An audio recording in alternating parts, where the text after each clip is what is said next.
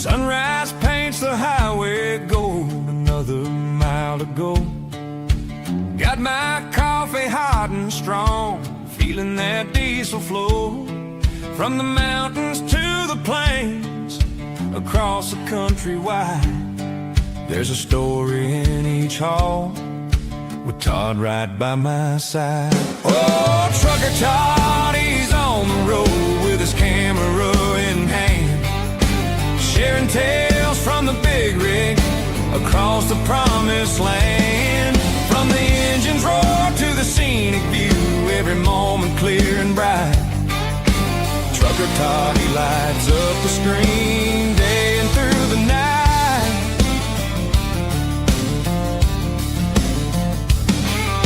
He shows us how the gears all shift, the struggles and the grace. The lonely stretches, friendly stops at a steady, honest pace. For every truck stop, diner meal, and every sunset hue, Todd's there with a friendly wave, making every journey new. Oh, Trucker Todd, he's on the road with his camera in hand, sharing tales from the big rig across the promised land. From the engine's roar to the scenic view, every moment clear and bright. Trucker Todd, he lights up the screen day and through the night.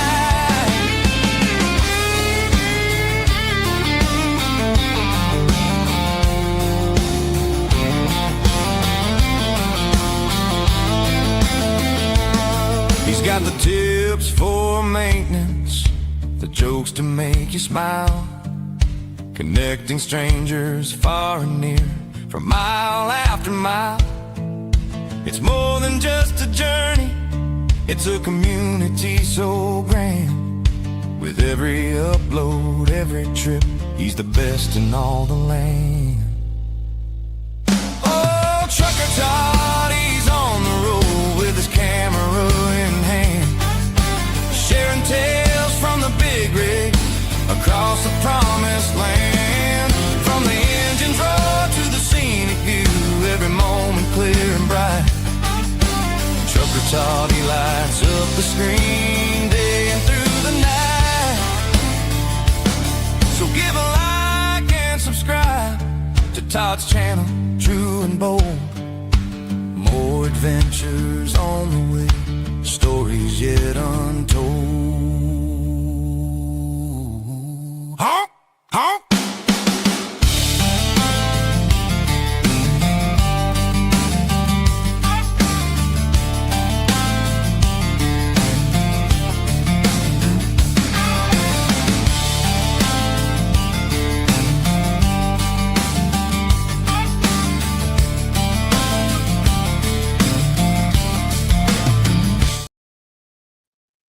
Well, hello, everybody. I'm a little rusty at this, so I'm getting everything going. It's taking just a second. Got a lot to talk about. It's been a crazy couple of weeks, and so glad everybody could join. Wow, we've got 30 in here already, which is great. The long intro is working well. It kind of gives everybody time to get in here so that we don't have to keep repeating ourselves. Boy, I've got a lot to talk about tonight if I can remember it all. Let's start by recognizing our channel members. It says we currently have 11 of them. Let's take a look and see who they all are. We got Robbie Ross, Ramon, Adam, Rayson Ray, Corey Oatley, Jesus Name Above All Names, Michael, Oaser DM, Adam again, Trent, and 404 Dave. I appreciate all of y'all being channel members and supporting the channel.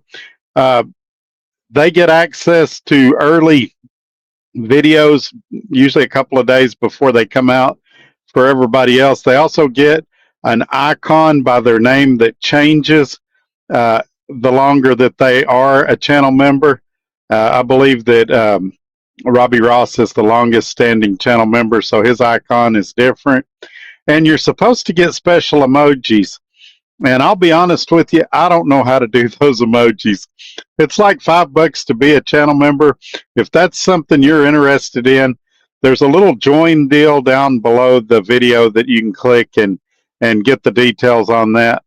From what I understand, it's easier to do on an Android than it is on an iPhone, but I don't know that for a fact. That's just what people tell me.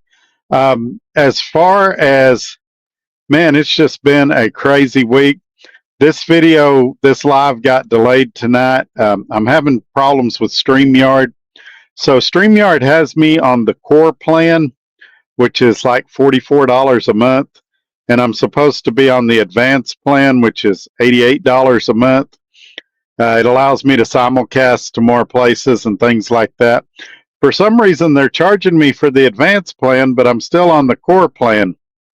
And instead of fixing it, they're offering me a refund, which is horribly frustrating. I'm going to end up getting rid of them. My brother on his gaming channel uses a different service for live streaming, and I'm going to look into it and see. It's a pain to move everything because I've got everything set up here where I just do a couple of clicks and everything comes through. But I was trying to get that fixed prior to the show coming on. And then they sent me a load like 5 minutes before I was supposed to go on the air. And my dispatcher's super cool. He's like, man, Todd, I have to offer you this load, but I wouldn't do it if I was you. And I looked at it and I agreed with him. It wasn't something I was interested in doing. So we agreed that we'll just look in the morning. And man, that's one thing I've been really blessed with at most of the places I've worked in the past over the last 29 years is I've had pretty decent dispatchers that kind of saw the world like I saw it.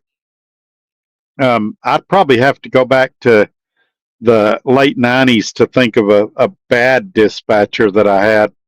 I've had a lot of them that were really good, so that's a blessing. I know some of you haven't been that fortunate. As far as how it's going here, I know everybody's going to be asking. It's been going good. Truck's running good. We had that issue with that axle seal, and then we had to get the APU worked on. But other than that, truck's running good. This last load I had was 19,000 pounds, and I drove the truck kind of gingerly, and I got over 9 miles a gallon with it. So that's really good. As far as fuel prices, I know a lot of you have called me this week. You're really, really, really concerned about fuel prices.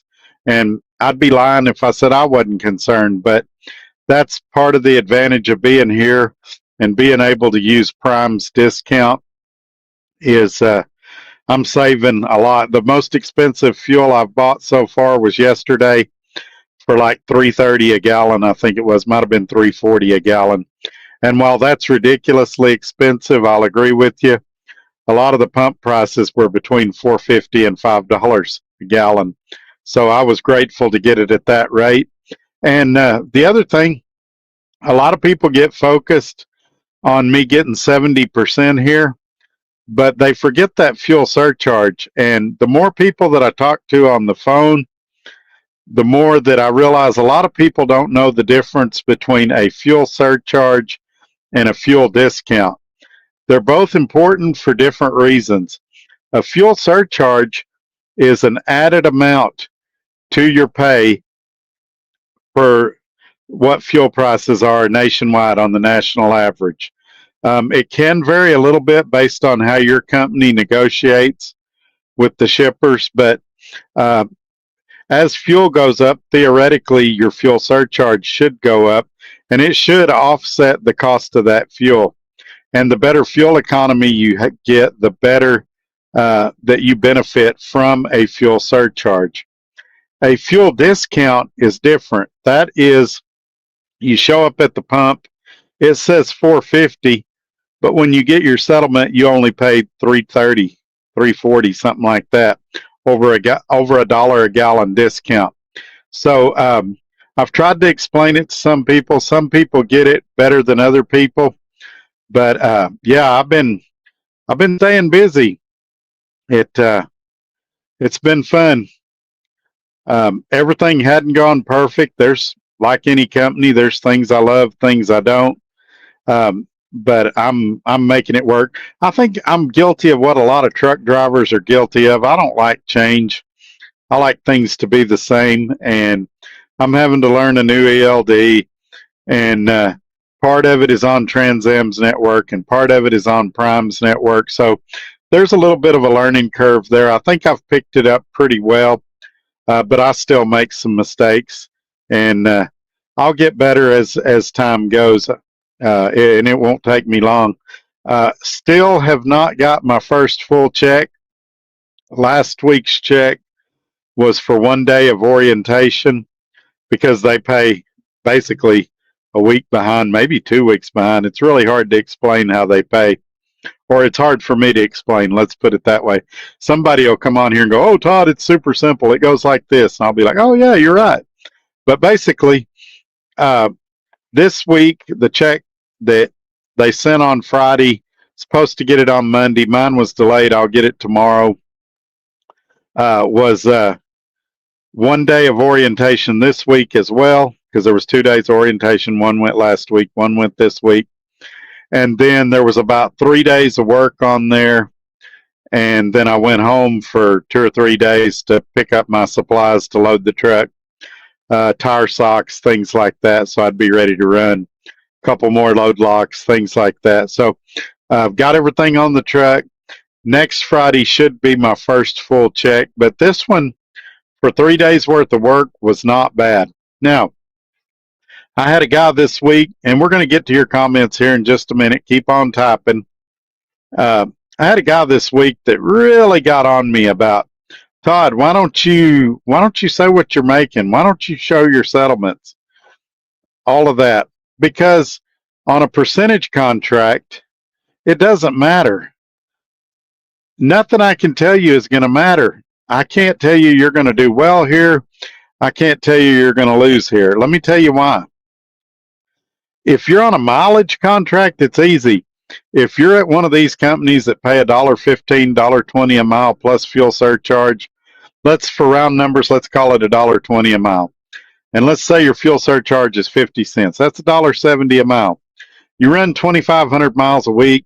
I can say, "All right, John Doe, or Jane Doe, either one, this is how much you're going to gross this week." On percentage, I can't tell you. It's going to pay what that load pays. And for me to give you numbers of what I did is totally irrelevant, because your numbers are going to be different. Might be better, might be worse. Depends what part of the country you run. It's going to depend on how you manage your fuel, where you buy your fuel. Certain states are going to be higher than others. It's going to matter what truck you selected. Different year models have different prices. Different engines are more efficient than different engines. Different trucks, you can have two identical trucks and they'll get different fuel economy. Now, they're going to be close, but it's going to be different. So if I show you my numbers and my numbers are better than yours, you're going to go, "Todd, you're bragging," and you're going to be mad at me. If I show you my numbers and mine are worse than yours, you're going to say, "Well, that Todd don't know what he's doing. I outperformed him this week." If you're getting ready to do a percentage contract, you should have enough wherewithal and enough knowledge to know, all right, you're going to want to gross around 5 or 5,200 a week after they take their 30%, and that's going to net you 2,500 or so. If you gross less than that, you're going to net less than that. If you gross more than that, you should net more than that, unless your fuel's way out of kilter. So, I find it funny that YouTubers, especially, they'll be like, "Todd, why don't you show everything?" Well, they know it's a trap. They don't do it on their channel, but they want me to do it on my channel. And I used to do that at Swift, and I learned that it doesn't do nothing but make everybody mad. So I'm not doing it no more. If you don't believe what I tell you, then don't believe what I tell you. Don't come here. If you believe me, if you see my track record of honesty and you want to take a shot at it, come take a shot at it. I'll still help you either way. If you go to another company, if you come here, call me, email me. I'll still give you advice. I'll still tell you what I think. But I'm not going to cave to pressure and fall into traps because, first of all, I've told you guys, money is not the most important thing to me. I would much rather be active in my church. I would much rather have a good work-life balance, and so I'm not worried if I've impressed everybody or if everybody thinks I made a smart move or a dumb move. I'm going to tell you what I did. I'm going to tell you how I'm doing, and then it's up to you if you believe me or not. You're welcome to call the recruiters. You're welcome to do your own research, but I'm at that age where I don't have to justify myself no more. It is what it is. And so I think I've said enough to incite some of you because I just seen about 6 of you drop off. That's fine. Let's jump into some of these comments. And it looks like first here today was Mr. Roger Berry. He says, I'm here. Good to have you here, my friend. Thanks for coming in. And channel member and moderator Robbie Ross. Hello, friends. On my way to Las Vegas for 7 a.m., then to Salt Lake City on Wednesday afternoon. Mr. Robbie Ross has just started running the spot market for the first time. He's pretty excited, and I've talked to him a couple of times this week. It sounds like he's hit the ground running and doing pretty good. And I think he's just about to pay his truck off. I think he's got 4 or 5 months left, and he'll have a title in his hand. Something like that. I may be off a month or two, but I don't think I'm too far off. And Becca says, hello, friends. We're heading to Des Moines, Iowa, after picking up in LaPorte, Texas. Yeah, I'm in the Houston area right now. So if anybody's in the Houston area, honk as you go by.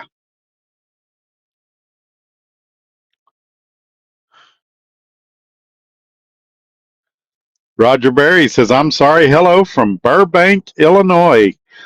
Yeah, I don't know if I've ever been to Burbank, Illinois. Maybe I have. I'm glad you're here, Roger. These spur of the moment lives, I never know who's going to show up and who isn't, but I'm glad you're here. We got a crowd here tonight. We got 41 in here. So we're off to a good start. And I talked about StreamYard having terrible customer service that answers you with AI. Do you know who has really good customer service? Blue Cross Blue Shield of Texas. I had to call them this week. There was a little mix-up. They not only took care of me while they had me on the phone, they called 2 different pharmacies for me and got that squared away too. And just a super experience, friendly, spoke good English, solved my problem. And so, man, a lot of companies need to take notes from Blue Cross Blue Shield. I'd even throw some trucking companies in there that they've got policies that they want you to call in for this or call in for that. And then you sit on hold 30 minutes and they don't realize, or they realize and don't care how much that messes up your 14-hour clock. As for me, I delivered this morning. They sent me 2 loads today. Neither one of them was what I would consider good. Had excessive deadhead, which I always figure the deadhead in my rate. That brought my rate way down. So I said, you know what? Let's just take another shot at it tomorrow. Sometimes Mondays can be bad because everybody knows that you're looking for a load if you've been off over the weekend or you've been at home over the weekend. So I was like, yeah, let's just take another stab at it on Tuesday and see what's out there. We are still trying to get me to Kansas City. I got a little laundry list of things I want to get done to the truck while it's in the 30 days. And they had to order me a license plate for my truck. I've currently got a temporary tag in the window. And so we're going to go there and pick up the license plate as well. All right, let's see what we got here. Becca says, hope you're doing well, Roger and Robbie. Sorry to cough in your ear.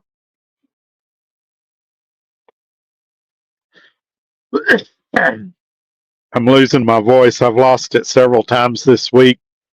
Been on the phone a lot.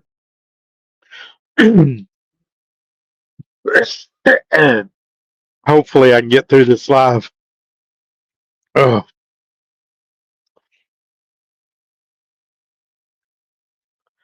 Andrew Hurricane says, hope all is well. I have decided to give Trans Am a call.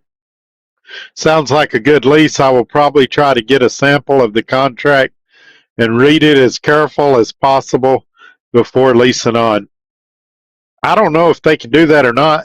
And the reason is they sent it to us as a DocuSign. And I sat there and read mine. It took me about 15 or 20 minutes. But to the best of my knowledge, I'm the only one in my orientation class that read it. Most of them just zoomed through it, signed it, and ran out and hopped in their truck. If you're going to come here, my recommendation would be to don't be in a rush to get a truck. Thoroughly look it over. This truck here was actually the fourth one I looked at, and I didn't pick one on the first day. And I went over them thoroughly. Some guys ran out there and they go, this one's red, I want a red one, I'll take this one. This one's blue, I want a blue one, I'll take this one. Don't be that guy. This one has new tires, I'll take this one. Look the truck over. Do a thorough inspection on it and get you a good one. Also, I would recommend doing a shorter lease, either a 3-month or a 6-month lease. And that way, if the truck is not one you like, then you're out from under it in a few months and you potentially could get something better if something better comes through. If not, you still got the option of releasing the one you're currently in. If you want to email me at todd@truckertodd.net, I can put you in contact with the recruiter I used. If you want to tell them I sent you, just tell them you watch Trucker Todd, and that works as well. Even if you don't, I'll still help you. I know some people are really hung up on that. So if you want to put me. If you don't. That's fine. I'll still help you either way.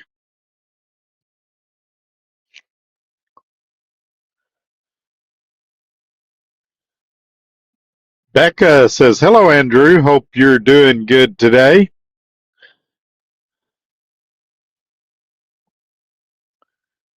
Roger Berry's asking Becca how she's doing. A lot of people have asked, why do I read the comments and put them on the screen? It's because a lot of you, wow, we're up to 50 now. A lot of you are driving and just listening to me on the radio while you drive. You can't see the comments. So I put them up on the screen. And I also read them out so that those of you that are driving can kind of be a part of the conversation and know what's going on. All right, let's see. Paul Ferguson says, hello, Todd from Alabama. Hey, man, how are you doing tonight? And Becca says, doing good, Roger. Hubby is going to be parking up soon. We're going to grab some food and relax for the evening. Yeah, that sounds good. I'm going to quit eating these Cool Ranch Doritos over here because I think that's what's irritated my throat.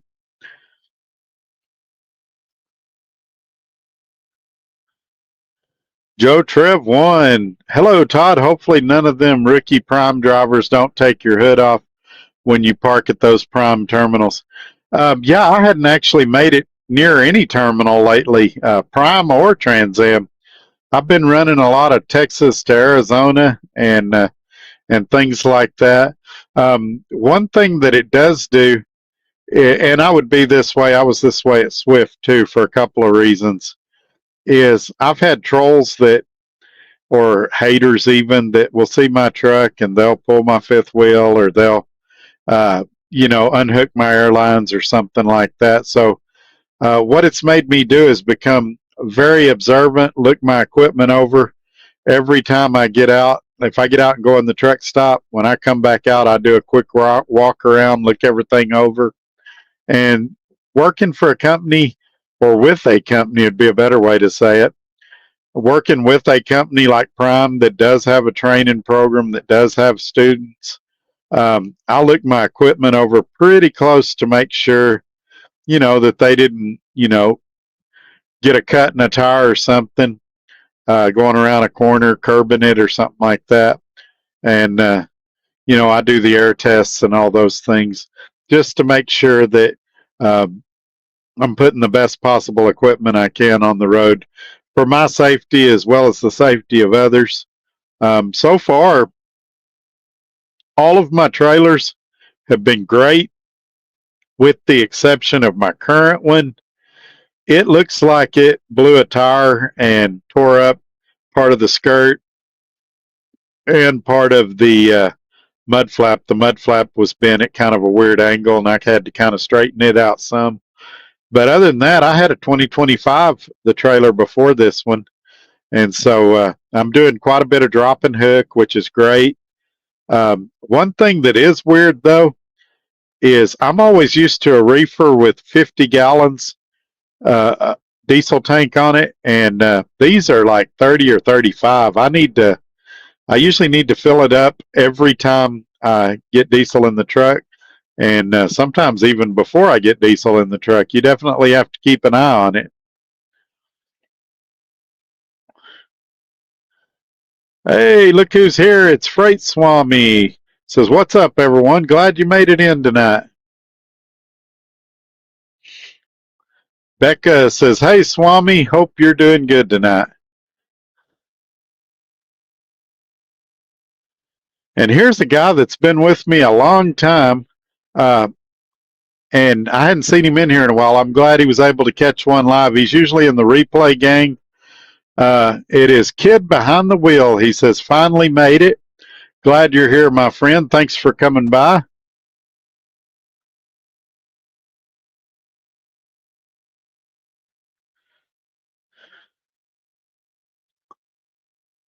Let's see. David Paulson says, No Hippie and Richie Rich are lurking in the background.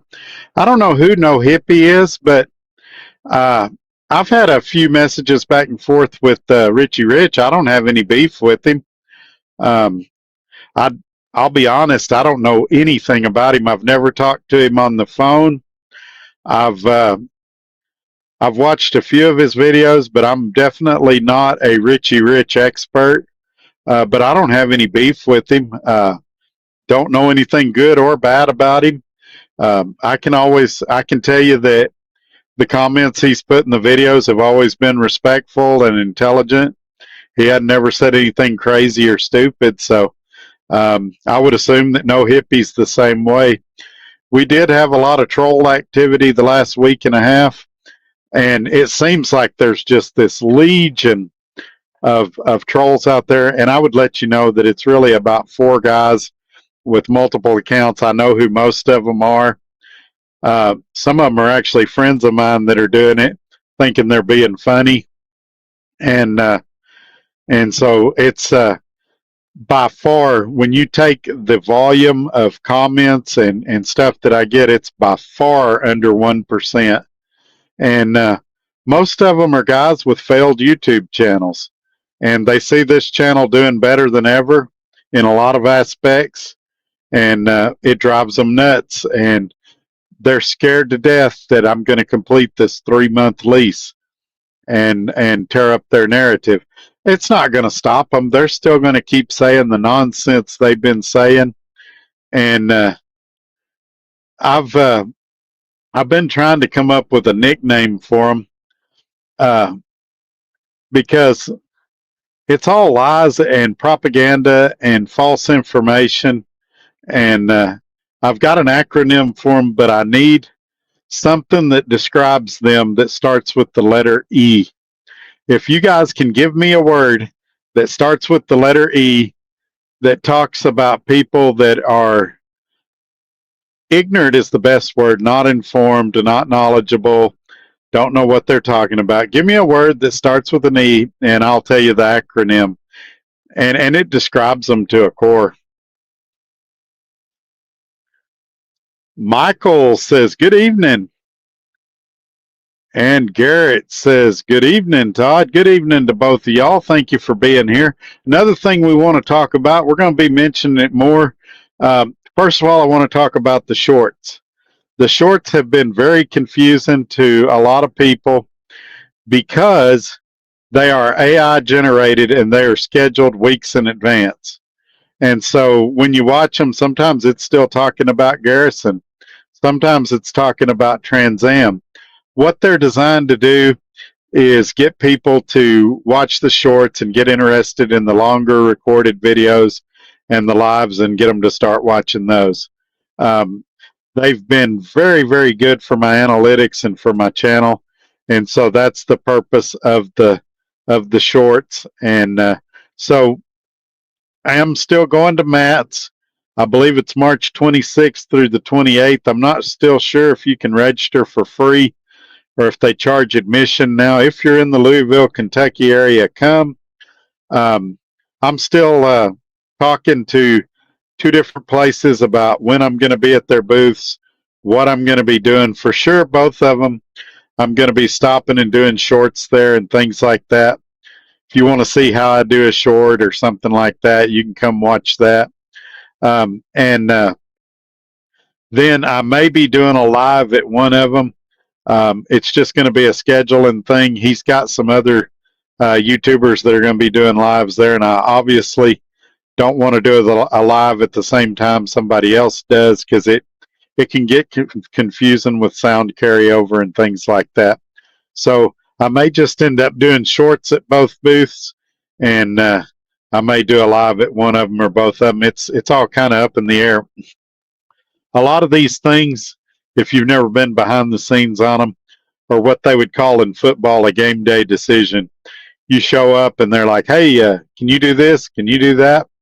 And so you've kind of got to be flexible and kind of go with the flow.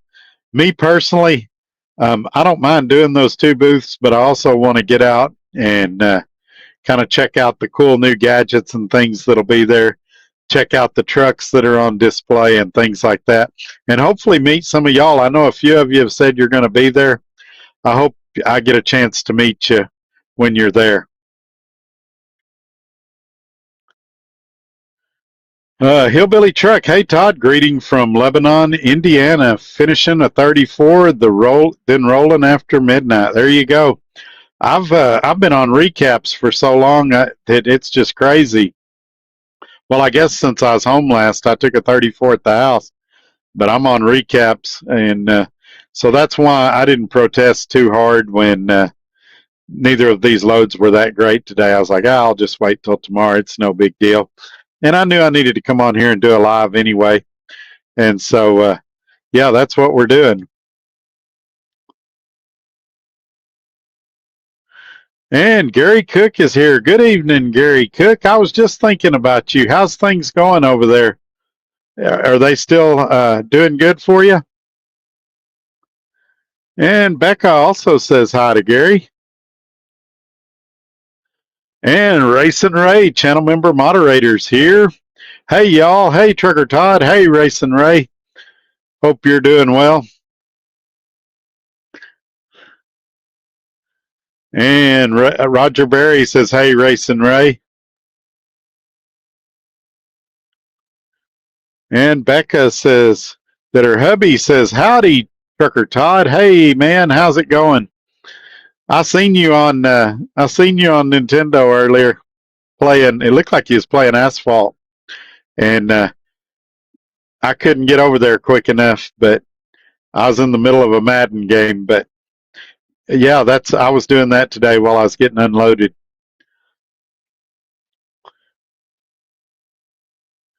Racing Ray saying hi to Roger. Becca saying hi to Racing Ray and hoping he's doing well. Mike Fisher says, yes, show it. I will if you can. So what we was talking about, what he's talking about is he wants me to show settlements. And I just don't see any point in it. If you can give me a valid reason of why I should, then I will. But I mean, my life is pretty public as it is right now. I believe I have a right to some level of privacy. And I don't know what it will change if I show you my numbers. I can show you every settlement that I've got for the last 2 years, and it will have absolutely zero bearing on what you will make, what you could make, anything, especially now when rates are going up, fuel's going up. Everybody's numbers is different. This isn't like a mileage contract. And guys that have ran percentage understand that, and they're not giving me the grief. But guys that have always been on a mileage contract, or guys that aren't even truck drivers, are the ones giving me the grief. I had a couple on Facebook that weren't even truck drivers that were talking smack. And I mean, I'm not mad at them. They don't know what they don't know, but there's just no benefit to it.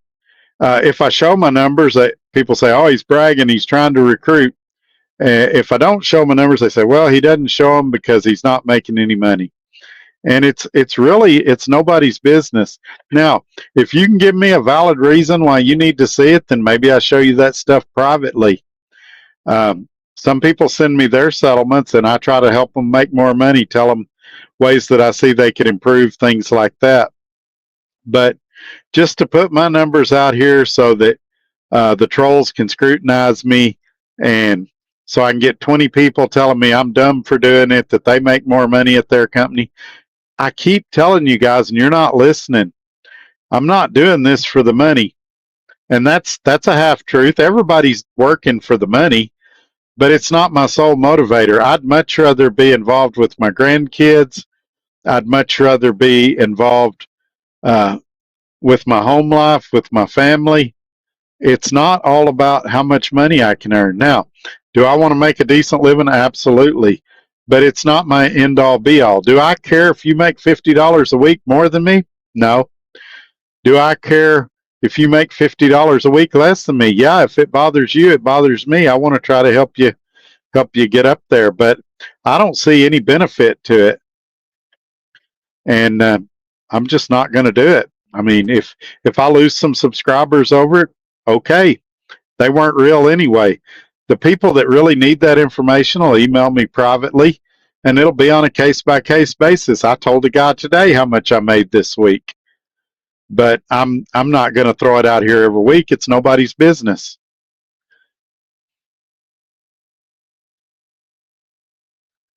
Mud Trucking. Hello, Brother Todd. It's good to see you. Yes, sir, Mud. Thank you for being here.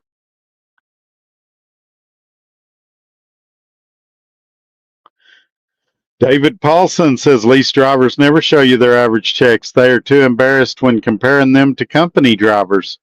No, because I actually did. I showed almost every check when I was at Swift, and it didn't benefit anybody. And I did it there because it was a mileage contract, and people could kind of see what they should make if they ran the same number of miles this week. Makes absolutely no sense in a percentage contract. And as for the comparison to company driver, it's apples and oranges. A company driver, well, I'm not even going to debate that because I get the reputation of being against company drivers. I'm not. I think most people should be a company driver. If the right opportunity came along, I'd be a company driver. But you lose some tax deductions, you lose a lot of freedom, and so, I mean, different things are important to different people. Not everybody should do a lease. Not everybody should buy a truck. Not everybody should get their own numbers. And not everybody should be a company driver. I don't know why we can't live and let live. For those of you that don't like what I'm doing, why are you watching? Go watch somebody that's doing what you like. It's okay with me.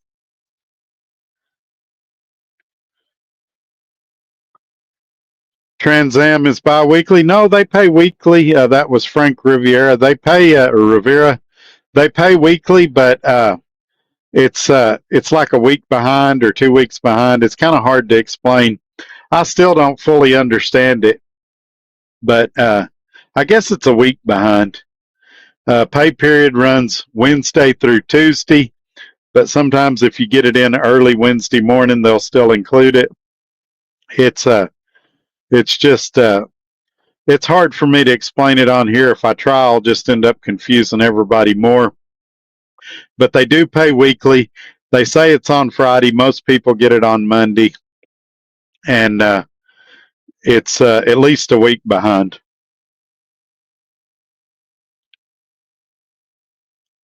Mud says, "Where's that fancy KW cap?" LOL. I've got it, and it's in here somewhere.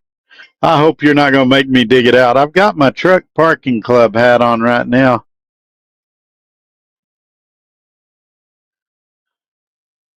And I've actually got a truck parking club shirt on right now as well. They sent me a bunch of merchandise, and so I've been wearing their stuff a lot.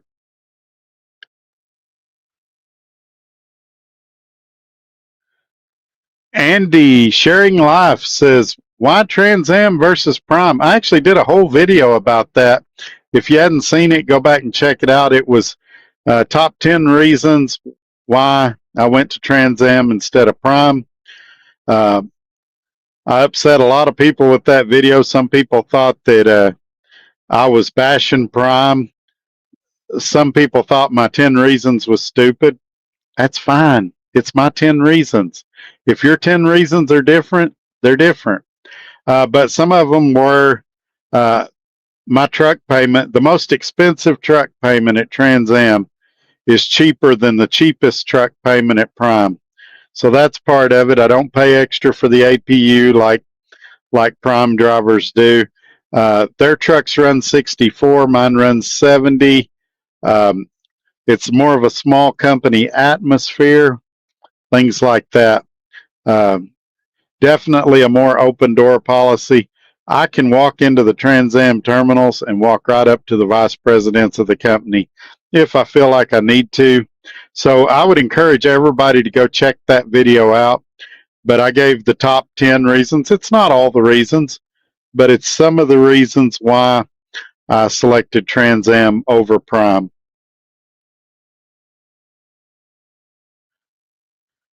Roger Berry says that town he's in is basically Chicago at the Averett Terminal off Cicero and State Road. Okay, I know where it's at now. I used to go up there to Bolingbrook a lot, which is right south of Chicago in the Roadrunner days. Matter of fact, I was usually there at least once a week. I was there more than I was home. And Racing Ray, channel member moderator. Thanks, Becca. I'm getting better. I really appreciate the support and especially the prayers of all of y'all. Okay, channel member moderator Robbie Ross is correcting me. His truck is already paid off. He's paying back a side loan for breakdowns and maintenance. That's cool. I stand corrected. And Gary Cook says, I'm running cheese loads out of Wisconsin, paying pretty good. I'm happy with it. Yeah, that's not a bad gig if you can get it.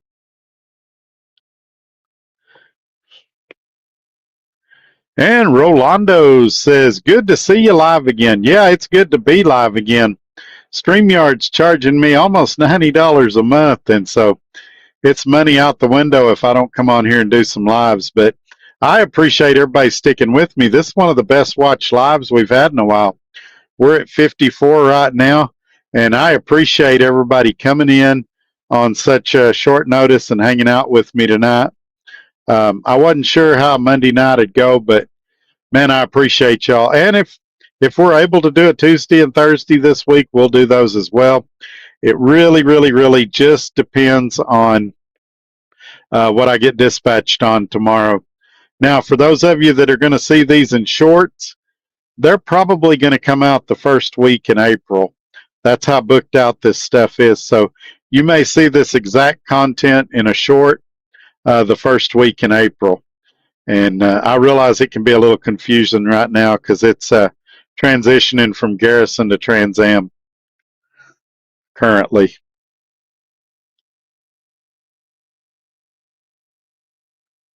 Scott Smith, that is ridiculous that people do that. Yes, sir, I agree with you. It's we all know people like this, that if the neighbor pulls up in a brand new car or she gets a promotion at work, the neighbor's like, she just kissed butt to get that job, or, well, that car's not as nice as my other neighbor's car. We've got a problem right now where we can't just be happy for other people. And my dad used to have a saying. He'd say, "You don't have to live with them." And he would talk about people that we thought were in horrible relationships, but they were happy. And I don't know why we can't be that way in trucking. You know, we might look at what Trucker Todd's doing, and we might go, "Man, I would never, ever, ever do what Trucker Todd's doing." That's fine. Say, "Man, Todd, I hope it works out for you. It's not for me, but I'm glad it's working for you." And in fairness, we've had a few people say that. But instead, we get, "Oh, Todd, you're dumb. Why would somebody your age do that?" Blah, blah, blah, blah, blah. And it's envy, it's jealousy. And like I said, most of them aren't even truck drivers. Most of them, you go look at their YouTube channel, they made 2 or 3 videos, they failed, nobody watched, and they're jealous because they don't understand why a slow talking guy like me would have a fairly successful YouTube channel. The one I get is, and I've had this happen 3 or 4 times this week, they'll message me, "Todd, you're ugly. Todd, you need to see a dentist. Todd, you got skin hanging down from under your neck." Yeah, I've lost 90 something pounds. That's going to happen. And I'm trying to think, should it worry me that middle-aged or older men are not attracted to me? It's something I've never thought of or worried about. I frankly don't care if middle-aged or older men find me attractive or not. Kind of hope they don't. I don't go that way. But anyway, yeah, it's been a crazy week. We got to get down here and do this real quick. Channel member and moderator Robbie Ross has been a member for 28 months. We mentioned earlier he was our longest standing channel member. He says membership has his privileges in Kingman for his 30-minute break, and then he'll have a nice dinner in Vegas tonight. Yeah, I'm at a little PA, the little TAs, whatever they call them. So I'm probably not going to be having a gourmet dinner. I'll probably be cooking a TV dinner in the truck. All right. Thank you for your friendship and support, Robbie Ross, and to all of you. That's one thing about this channel. Some of you have stuck with me for years, in the good and the bad. So I really appreciate you. That's when you find out who your friends are, is in the downtimes. When I had my stroke and couldn't drive for 7 months and things like that. That's when you find out a lot of those things. And channel member and moderator Robbie Ross again says, "Doing good, Becca. Thank you for asking. Hope all is well with you." That's another thing I like about in here is a lot of y'all have made friendships among yourself. I know Robbie Ross has met 1 or 2 of my viewers out on the road, and so it's always cool when y'all can develop friendships and get to know each other as a result of this channel. Some of you have helped others as a result of this channel. It's always nice to see that taking place out here. Hillbilly Truck says, "Going to Ankeny, Illinois." Boy, I'm sure I said that wrong. Iowa. Ankeny, Iowa. Then to Columbus Junction, Iowa. I love running Iowa, and one of the loads that they sent me today was going to Iowa, but time you figured in the deadhead, it was a no bueno load. There was no way we could make that work. The second one was going to Edwardsville, Kansas, and it was more of the same. There was no way to make the numbers work. Matter of fact, I would argue it was worse than the Iowa one.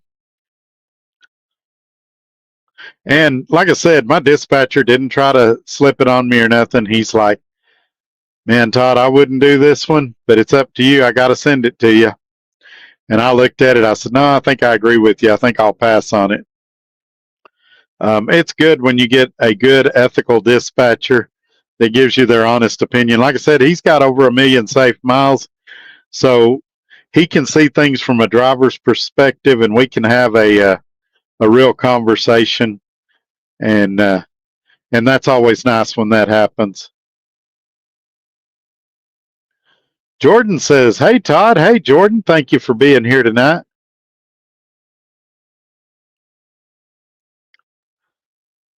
So FTW says, "How much to get into a 3-month lease?" So no money down. The payments are the same regardless of the length of the lease. The only catch to mine that I see, and I don't know if it was in the other guy's lease, is on this 90-day lease.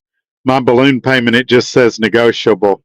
Now, I'm sure if I sign a 6-month or longer lease, they'll put an actual dollar amount in there. I don't imagine that they expect somebody to pay the truck off after 3 months. Maybe somebody with a good bank loan or something. But yeah, it's been really confusing to a lot of people. It seems like ATS used to have something similar to this. But the deal is, you do the 90 days. You can release the truck for a longer term if you're happy with it. You can turn it in, get another truck, or you can turn it in and walk away. You get a 3 cent per mile lease completion bonus.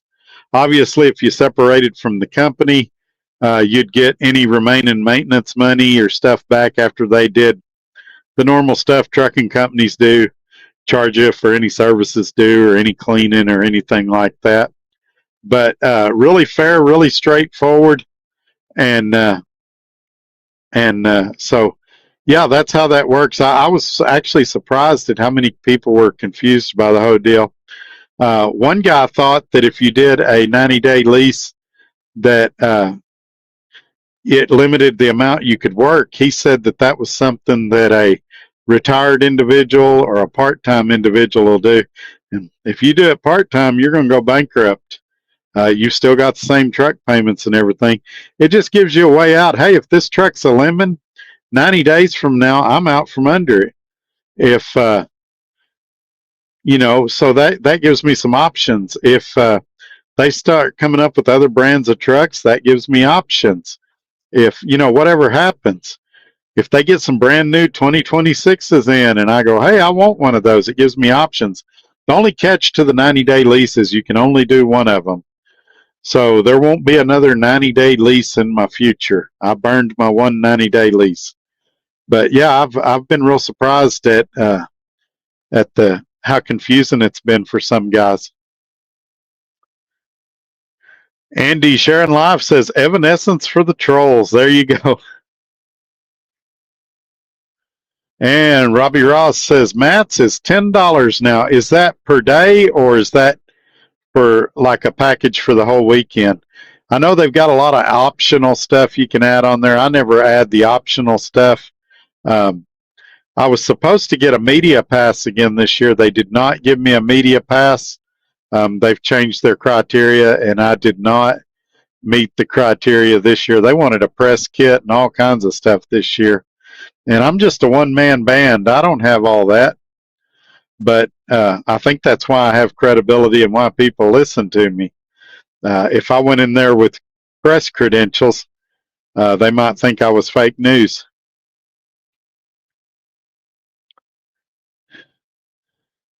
Kenneth Wayne Logistics says, you play Madden? Yes, Madden 2026. I'm not great at it. I play it on franchise mode against the computer, and I do a lot of simulation because, frankly, after the stroke, my motor skills aren't fast enough to do a lot of the actions. Sometimes I'll do some of the actions, but like I'll play as the quarterback or something like that where I just have to pass. But some people have wanted to play me that like competitively, and you'll beat me. We probably won't be doing that. But I also play a lot of other games. I've got a Nintendo Switch too, and sometimes I have Game Pass. I don't have it now because I got mad when they raised the price on it. I've also got an Atari VCS 800 on the truck, and this laptop that I do these lives on is a gaming laptop, so I can get on like Steam and GeoForce or GeForce, whatever it is, and do those as well.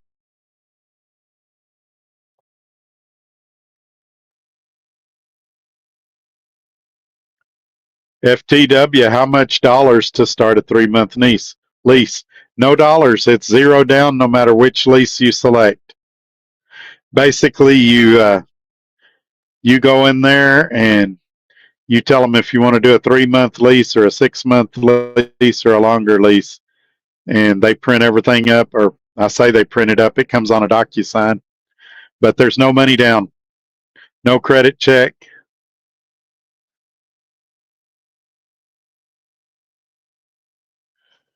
Yeah, so on Xbox, it's Trucker Todd 1, and on Nintendo, you have to send a link. So if you'll email me, I'll get you the link for Nintendo. But it's Trucker Todd 1 on Xbox. All one word, all little letters, I believe. The first T might be capitalized.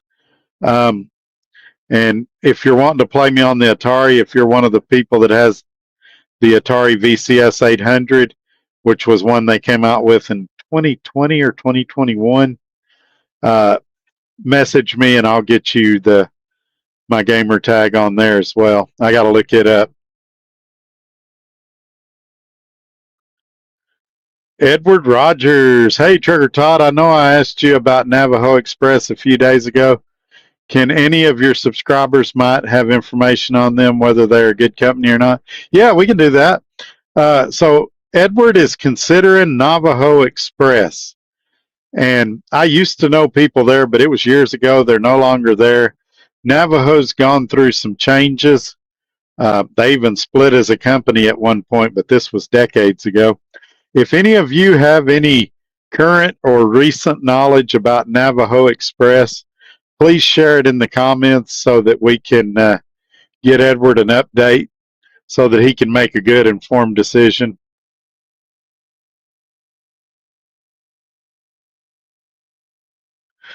Joe Trev 1, no offense, but I'll never be a company driver as an OTR driver ever. I would just do something else for a living or go local. Too much micromanaging and no freedom. Yeah, almost every company driver position now has an inward facing camera. That's a deal breaker for me. Just being the micromanaging, I mean, heck, there's plenty of it here since they're associated with Prime. Just imagine if you're a company driver and you have no say so. And I'm not knocking company drivers. I was a company driver at Swift for 4.5 years back in the 90s and early 2000s. I was a company driver at another company in Lubbock for, I think, about 3 years. So I'll definitely, in the right circumstances, be a company driver. But, you know, sometimes you just need to go home. You're burnt out. You got a doctor's appointment. And I don't want some company saying, well, you can only go home for a day and a half because that's all the time you've earned. I want to go home till I'm ready to come out. I mean, and the biggest thing, here's the number one reason why I bought trucks and why I do lease purchases. And it's because of maintenance. I want to control that. I don't want to break down out on the road and get some Band-Aid repair that might or might work until I can limp it back to a terminal and sit there for 2 or 3 days and hope they fix it right. I just want to fix it right the first time. You might remember when I was at Garrison, I put the best batteries I could get on that truck because I wanted my electronics to be safe and I wanted to have power in super cold weather. And those batteries held up very well for 5 months or so. And I have no doubt that they would have held up for the length of that lease. But I tend to agree with you. Gary Cook. Does Prime or Trans Am dispatch you? So I'm going to explain it to you the way I understand it. And I'm pretty sure I'm right. The way I understand it, Prime gives the loads to Trans Am, and then the dispatchers pass them on to us. And so when we turn it down with a Trans Am dispatcher, or accept it for that matter, whatever the disposition of the load, we tell our dispatcher we want it, we don't want it. Where it gets confusing is, for example, today I had a payroll problem. It's why my check's not coming till tomorrow. And there was no hocus pocus there, nothing wrong. I'm not accusing them of any wrongdoing or anything. But I sent a macro, which is a preform message for those that don't know, on the Prime app, and I thought it would go to Trans Am payroll. It didn't. It went to Prime, and they said, "Well, you got to contact Trans Am." Now on there, if I send a message to dispatch, it goes to Trans Am dispatch. So it's still a learning curve for me to figure out what messages go where. But I think I've got a pretty good grasp of how everything's going now. But every day is a learning curve, and that's what makes it fun. That breaks the monotony. I like learning new things. A lot of you know, when I have the time, I listen to audiobooks and try to learn more. And so they were real polite about it. They're like, "Yeah, you need to contact Trans Am." And on the flip side of that, my rewards cards, because we're using the Prime fuel card, I'm supposed to be in top reward status at every truck stop once I swap my card there. Well, it hasn't upgraded me yet at any truck stop. So for that, I had to call the Prime fuel desk today, and she sent out an email, and they're supposed to be fixing that in the coming days. So I'll fuel at my normal places wherever they've got an optimizer. I use it. And whenever I get fuel, I'll see if it upgrades me or not. And if it don't, I'll call them back in a week or so.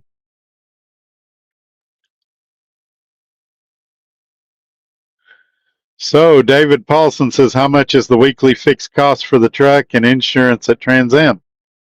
It depends on the truck. It's based on the year model. They give you a sheet. Insurance is based on the value of the truck. And so it's going to be different for every truck. Mine is, I'll tell you mine, but I mean, again, it's not going to be yours. Mine is $7.50 a week, and then 8 cents a mile, I believe is what it is. And so I call it $1,000. I know I'm hitting it a little high.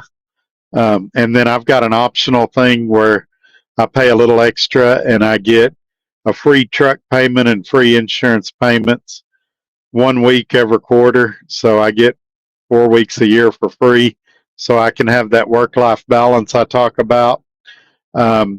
They've got some optional insurances. I've got those. I've got disability. Well, it starts in May. I don't want to mislead anybody. Starts in May. I've got dental. I've got vision. I've got life insurance.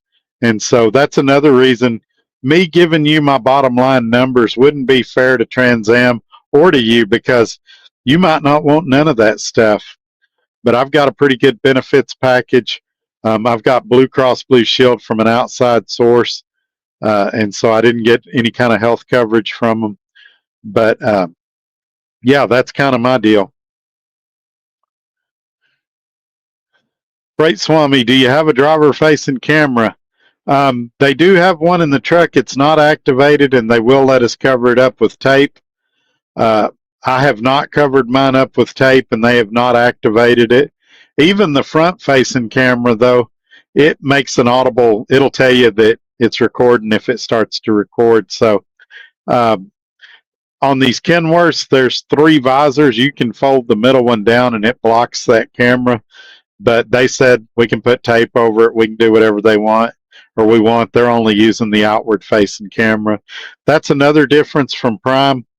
Prime does have inward-facing cameras, and they use AI technology to see if you blink too much or if you're distracted looking down, looking out your window, something like that. I just didn't want to be micromanaged that way.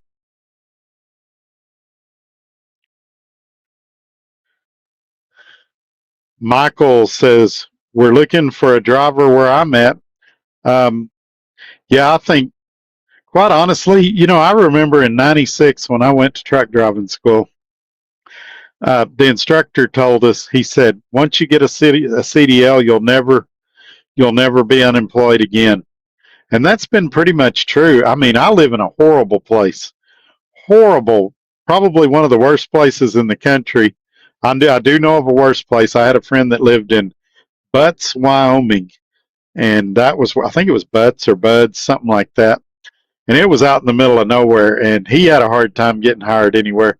But Lubbock is pretty bad for trucking, and I still get at least a dozen offers a week. And so, if it's a good company, if you want to put it out there in the comments where you work, feel free. But I think every company's hiring right now. And, you know, there's some people that want to call me a job hopper or whatever. But what do you do when the situation at work changes, or when you're no longer happy, or, you know, they steal from you? Do you just stay there and keep putting up with it? What if your family needs change or your health changes? I mean, we all do what we got to do out here. And I think sometimes we're too quick to judge each other.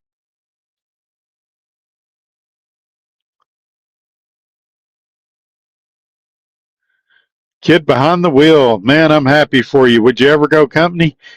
Yeah, I actually looked at a company job in Lubbock that would be home every day. Paid $21 an hour, and they said they'd work you 50 hours a week. 40 to 50 is what they said. And after 40, you got time and a half. Well, when you take that, let's say it was 50 hours a week, put you at about $1,100 a week or so. You take out taxes, you're at $750, $800 a week, and that's half or a third of what most of us are making out on the road. And so, would I do a company job? Absolutely, in the right circumstances. Would I do it for Walmart, where there's inward-facing cameras and micromanagement? No. Would I do it for any company that did that? No. But I think with this channel, a lot of people think I'm anti-company, and I'm not anti-company, but from my car selling days, one of the phrases I learned was, no deal is better than a bad deal. And so I'm not going to take a bad company job just to appease some people and be a company driver. And some of you think I took a bad lease deal. That's fine. Think that. But I'm happy. My family's happy. And so a decent human being would be happy for me. Some of you can't be happy for anybody. And I'm not talking about you, kid behind the wheel, but we've got some viewers in here that they're only happy if they see somebody miserable, if they see somebody struggling, if there's drama. The world needs a lot less of that. We need to learn to, if we as a trucking community could get together, we could implement so much change. But we're so busy attacking each other and going, well, I'm better than you because I do this, or I'm better than you because I drive that. And we just need to quit all that nonsense. Who cares? If they're happy and you're happy, let's just all get along. Uh-oh. Laptop froze for a second. What is wrong? We're going to fix it. Give me just a minute.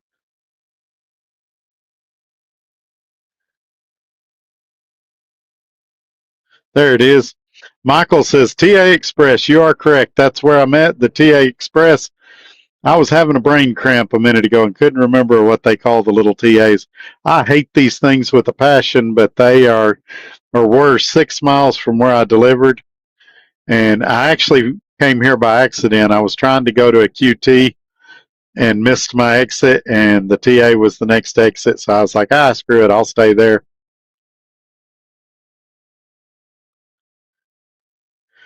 Robbie Ross, channel member moderator, talking about Matt, says the $10 gets you in for any day. Yeah, but they had a deal where you could do a package and get all 3 days, the 26, 27, 28. I don't know how much that costs, or if they still offer that like they used to. Gary Cook, does your KW have a PACCAR or a Cummins? So here's the deal. As I understand it, somebody will fact check me and prove me wrong, but as it was explained to me, 2024 and newer are Cummins. 2023 and older are PACCAR. This one is a 2023, so it is a PACCAR. I wasn't terribly excited about it. I really wanted a 2024, but the three I looked at were nowhere near as nice as this truck is, or as in good of mechanical condition. So I selected this truck, having the PACCAR. I'm aware of the history of PACCAR and the problems they've had, especially the older ones, like 15 through 19. I do believe that the new ones, they've changed them. I believe they're on their second or third generation now, are better. And I want to drive it a few weeks before I do a video about my thoughts and impressions of it. But I got over 9 miles a gallon on this load I delivered this morning, so definitely efficient, definitely running good. The guy that had it before me was getting between 8.2, 8.3. In fairness to him, I had a pretty light load, so I'd probably be around where he was if I had a heavier load. But yeah, my problem with PACCAR now, I'll just go ahead and tell you, it's not the engine anymore, because they've been out a while. People are starting to learn how to work on them, things like that. You don't necessarily have to go to a dealer anymore. But the dealers are horrible. Horrible. Of all the truck manufacturers, I believe that PACCAR has the worst dealerships, Kenworth and Peterbilt. The dealerships are the problem, and more specifically, the service departments. The trucks are great, and the build quality is great, but just the service centers at these dealerships are awful. So I'm going to do my best to avoid a terminal, or I mean a dealership at all cost. I'm pretty impressed with the Trans Am shop. My little dealings I've had with them so far, their parts department is outstandingly cheap. I bought those little spray cans of fifth wheel grease because I like those better than the tubes. And I bought them for like $7 a piece at the parts department at Trans Am, and they're like $17 or $18 at Love's. And so everything was so cheap, and so that I'm going to buy as much stuff as I can directly from them, and probably going to get my services through them as much as I can. They had Delo oil, which is fine, but I prefer Mobile Delvac. So if they can get Mobile Delvac, I might do my oil changes with them. If not, I may either cave and do Delo, or I may go to like a TA Petro for an oil change. But on a 3-month lease, I won't even have to get an oil change on this truck. And but eventually I'm going to have to get one on a truck.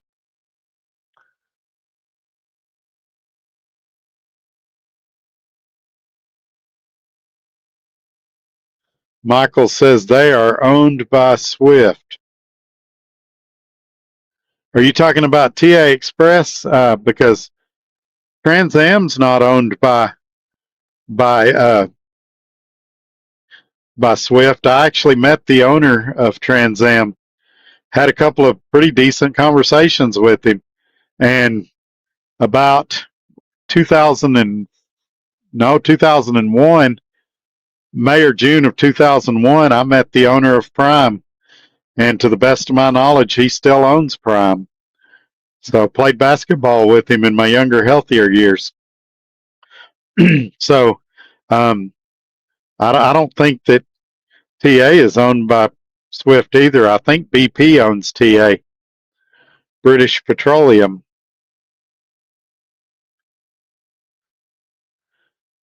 Becca, I'm back. Hubby and I had Whataburger. Becca, there's a rule in here. If you eat, you got to bring some for everybody. So Whataburger sounds so good right now.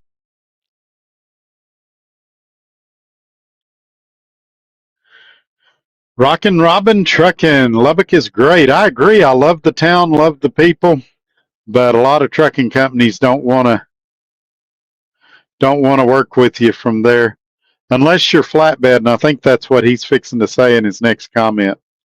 Rockin' Robin Truckin', super happy OTR company flatbed driver. Yeah, now if you're a flatbed driver, there are opportunities in Lubbock. I've got a friend that owns a trucking company in Lubbock, but they do flatbed, and I used to go to church with him, and we go to different churches now. But if any of you are in Lubbock and needing a good flatbed company, I can get you in contact with him. He's a great guy, and yeah, there's anything I say on here, there's going to be exceptions to the rule. When I get on here and say, trucking in Lubbock is terrible, it may be in most cases, but there's going to be exceptions to the rule. Uh, for example, if you want to do final mile delivery, JB Hunt has a small terminal there. If you want to run flatbed, my friend has a flatbed company there.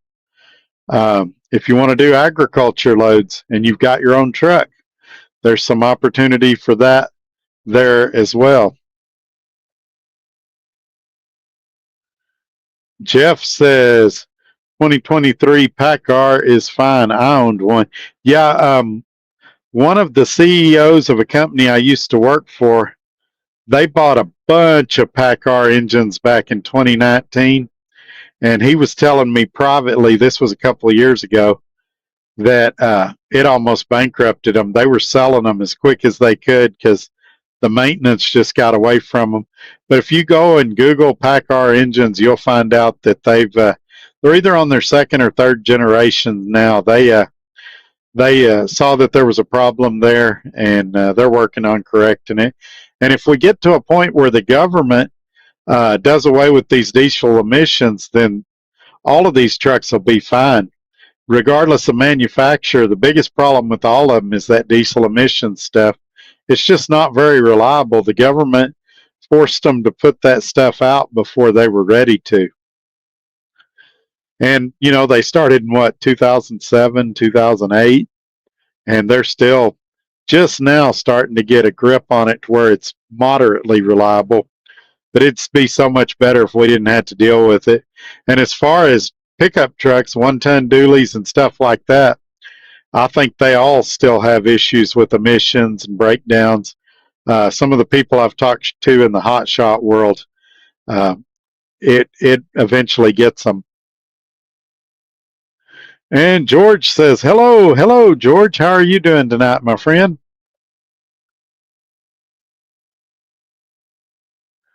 Michael says, I think that would be your business and not anyone else's. Well, it should be, but they're not asking, and motivation's a lot of it. So if they were asking because they had a certain level of debt, they were worried, and we could discuss their finances, and I could tell them if I thought they had a shot, or if you pay $800 a month child support, it's probably not a great idea. I mean, things like that. But everybody's situation's different. But the people that are asking, they're asking because they want to make fun of me. They want to poke a hole in something I'm doing. I'm overpaying for this. I'm getting underpaid for that. I'm being ripped off, and I'm not going to fuel their fire. Like I said, I shared exactly what I made this week with one guy on the phone this morning, because he didn't even ask. He was kind of asking other questions, and I said, well, I can tell you what I did this week.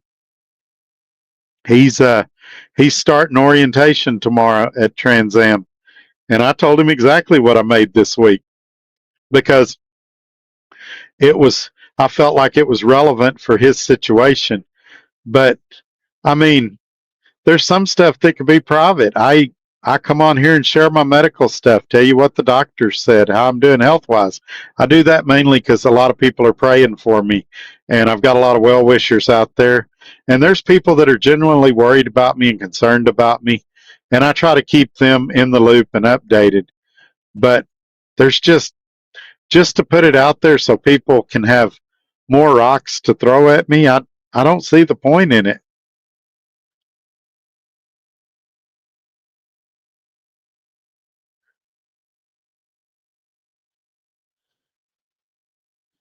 Jeff says, what you just said about dealership is why I turned in my 680 for a Freightliner. Yeah, for parts availability, Freightliner is hands down the best. Um, Build quality, we might could debate that a little. It's definitely a plastic truck that'll rattle after about 3 years. Pretty fuel efficient, definitely reliable. But you can pick any truck brand, and I can argue the pros and cons. They all got their facts and benefits. I actually love a Mack truck, and I had one. I had a '99 Mack truck that I paid off. For those of you that say I never pay off a lease purchase truck, in the early 2000s, and there's been several, but it was a CH613, I think's what it was. Had like an M7 engine. Great, great, great truck. But man, I blew a radiator in Flagstaff, and it's when I was homeschooling my son on the truck. And we spent a week in a hotel in Flagstaff waiting on a radiator to get there. And it also had a fuel line that ran alongside, right under the head on the right side of the engine, and it would rub on a sharp edge there, and you'd get a fuel leak. So we went in there and put some, I'm just going to call it insulation. That's not what it was, to keep it from rubbing, and that alleviated that problem. And I had over 1 million miles on that truck when I got rid of it, and I drove it till my son was done with his homeschooling, and then I moved back to Lubbock and got a job selling cars so that he could be back around kids and stuff. He got in some trouble and needed to come with me for a while.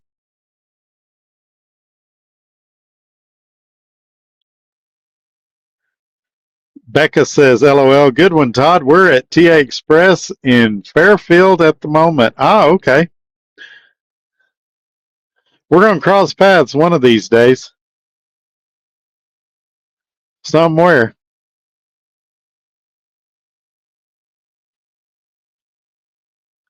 Joe Trev says, I cringe when people say Waterburger. It's Whataburger. Yeah, you are correct. Well, a lot of the country is just now getting exposed to Whataburger. It was, from what I understand, it was a Texas only thing, family owned operation, and they sold out to a Chicago based company a few years ago. And so a lot of people, but even elderly people in Texas, they'll say, you want to go to Waterburger? And it's Whataburger.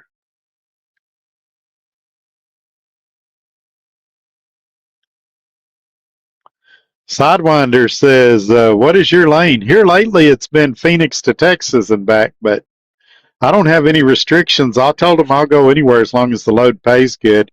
Obviously, I like staying out of the Northeast because of the tolls and the limited parking, but I'm using Truck Parking Club a lot these days, just so I can get a good, peaceful night's sleep, not be bothered, things like that. But yeah, that's. I'll go anywhere though. I don't have any restrictions on that. I don't have my passport, so obviously can't go to Canada. And I don't even know if Trans Am goes to Canada. I think Prime still does, though. George says, when you say it fast, it sounds like Whataburger, but you have to slow it down for those that have never heard of it. Exactly. And I've been told people love to describe my voice. Washed up old men like to say that I'm not attractive, and I'm okay with that.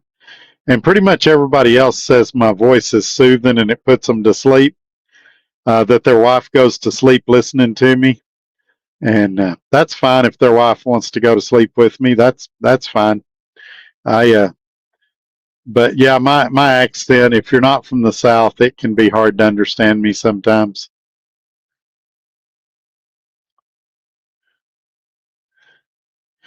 George says, by the way, Todd, I have a new number. All right, if you'll text me your number, I'll update it in my phone. If you don't have it, let email, or if you don't have my number anymore, I think Becca has it. But anyway, yeah, stay in touch with me. Let me know how you guys are doing.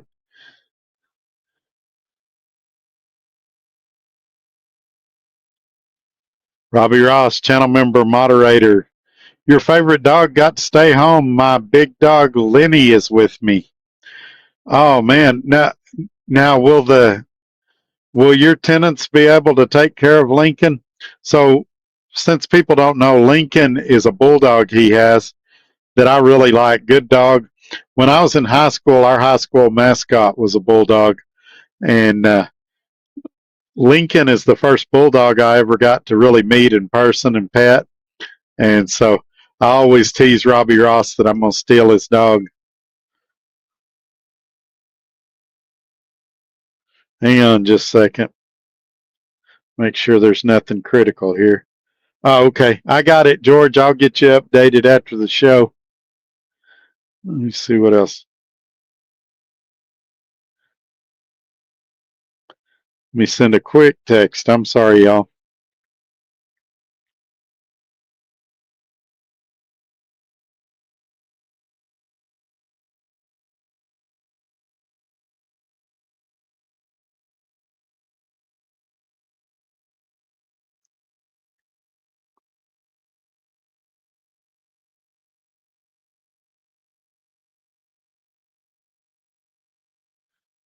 Yeah, now StreamYard wants to fix my issues.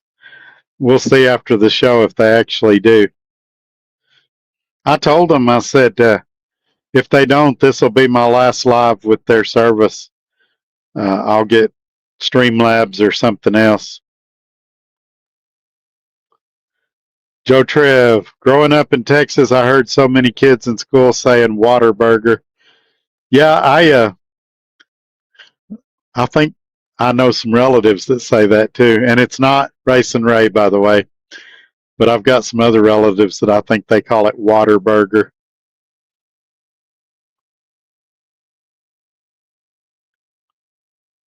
You'd be surprised how many people don't know that IHOP is International House of Pancakes, or that KFC is Kentucky Fried Chicken.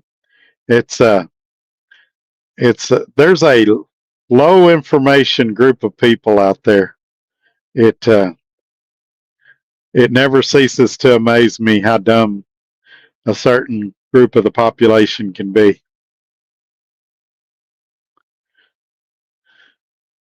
Becca, LOL, we should have stopped and said hi.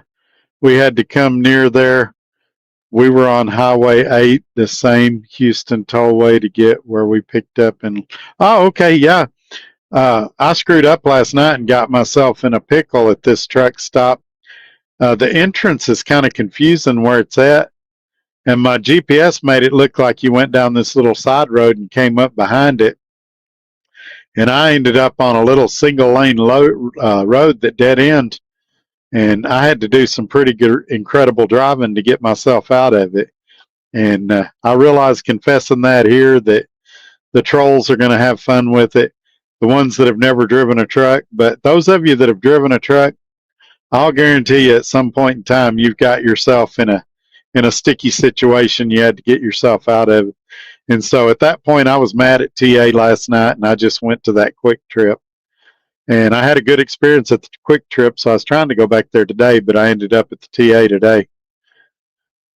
I don't know what's going on with my Garmin. It's a Garmin 720, which is a pretty relatively new one, and I've done all the updates and everything, but it'll try to kill me. It puts me in some precarious situations.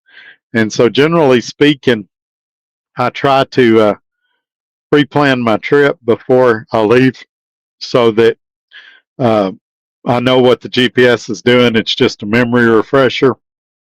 But last night I wasn't able to park where I thought I was going to park, and so it was kind of a spur of the moment thing where I couldn't pull over and look at an atlas or nothing.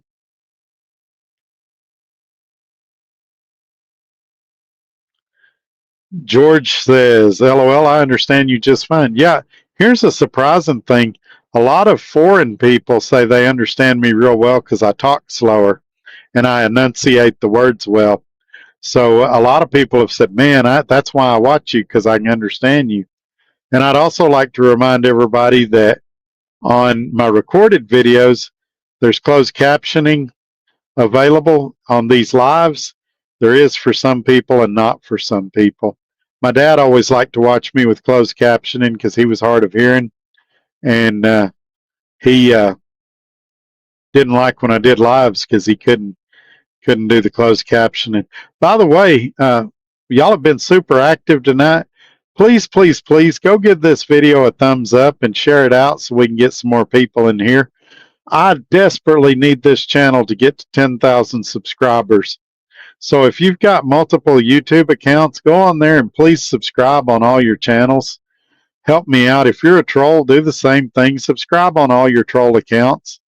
All the crap you give me, I deserve at least that.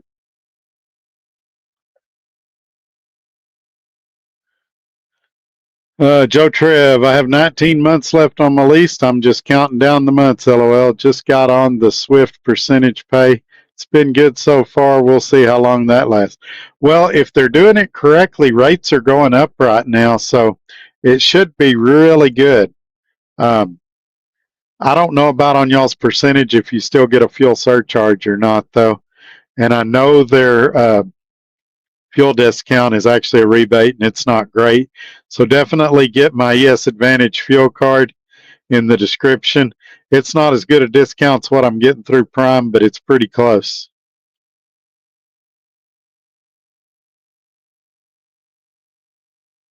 Robbie Ross, channel member moderator. Yes, one tenant will give him his daily meds.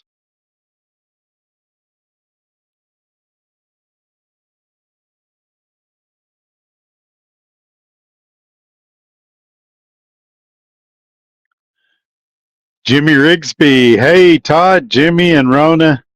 We were in orientation with you at RE Garrison. Glad you're doing good. We may be chasing you over there.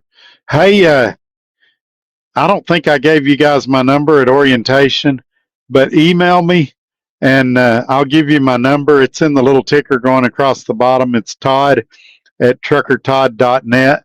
I've been wondering how y'all were doing. Somebody told me you got on the chicken guts load and was doing good, but um, I was asking somebody about you recently, and I'd like to talk to y'all kind of off there privately.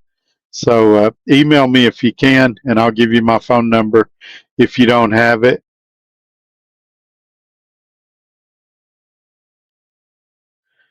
Joe Trev, got my truck at Lone Mountain. It's been solid. Yeah, that is good. If you can do Lone Mountain, that's a great way to go, for sure. I'm glad it's working out for you. Uh-oh, I smell a joke coming, y'all. George says, do you know what we call KFC where I'm from? I'll fall for it. Here we go. What do they call KFC where you're from?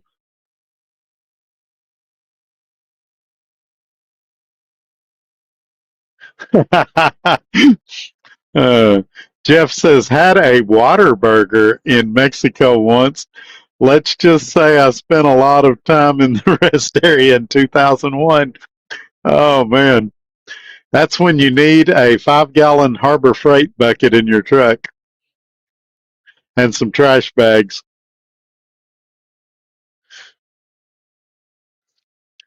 Michael says, I put 2.3 on my 613, never opened it up to work it, missed that old truck.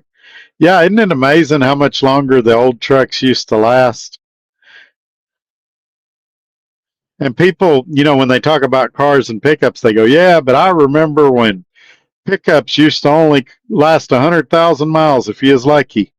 And now you can get 150 or 200,000 out of pickups nowadays. Yeah, back then I could put another engine in my pickup for $400.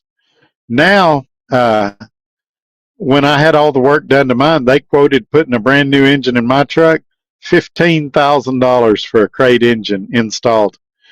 So I think I'd rather get 100,000 miles and have to pay 400 than I had get 150 or even 250 and have to pay $15,000. I could buy another pickup for 15,000.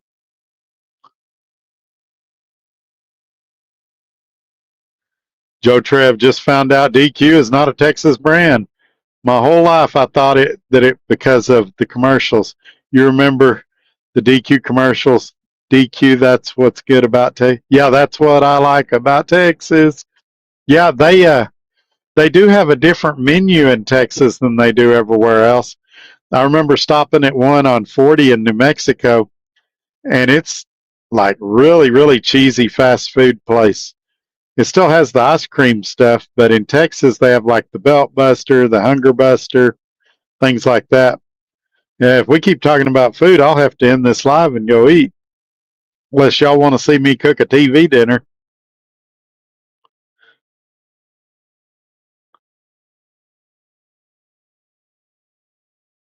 Sidewinder says if you drove a tractor trailer for 10 years, you got into a very sticky situation. Yes, sir.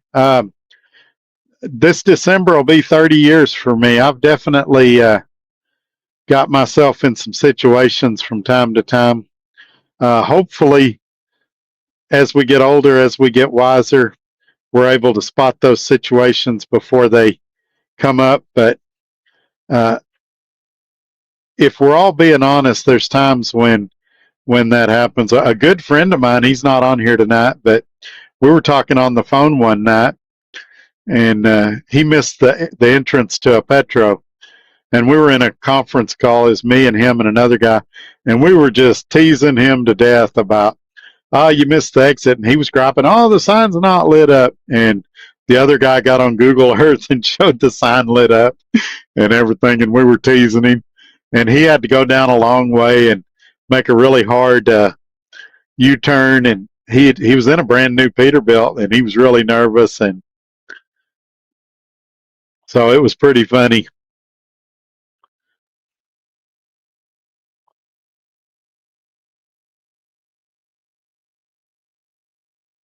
And Jimmy Rigsby says, not if you don't say hi. Hello, Jimmy Rigsby. Let me go back and see.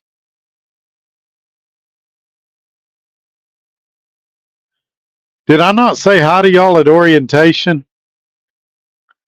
If I didn't, I apologize. A lot of people don't realize that because they see me on here. I'm actually a pretty shy guy.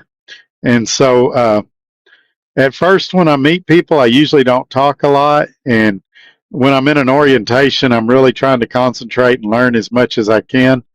But as soon as you said your name, I knew exactly who you were. And I hope you'll email me your phone number. I'd like to talk to y'all.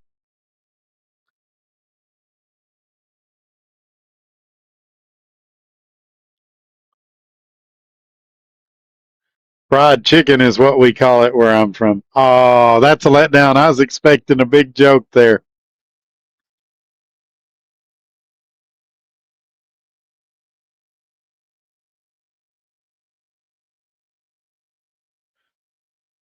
Oh, that's not you. Okay. Um, are you one of them that hang out? So I'm having trouble placing you then. I'm going to call Trent and get him to refresh my memory. You came down on the porch with us when we was at the hotel, didn't you, when we were sitting down there laughing?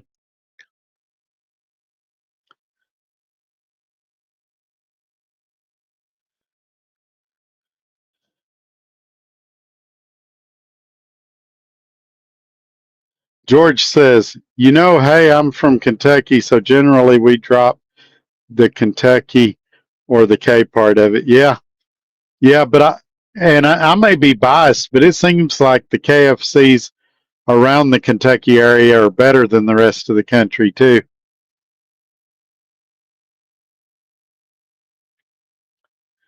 Let's see here. Jeff says DQ was Texas, now it's Florida. Yeah, that sounds right. Seems like the Texas group sold them to some people in Florida.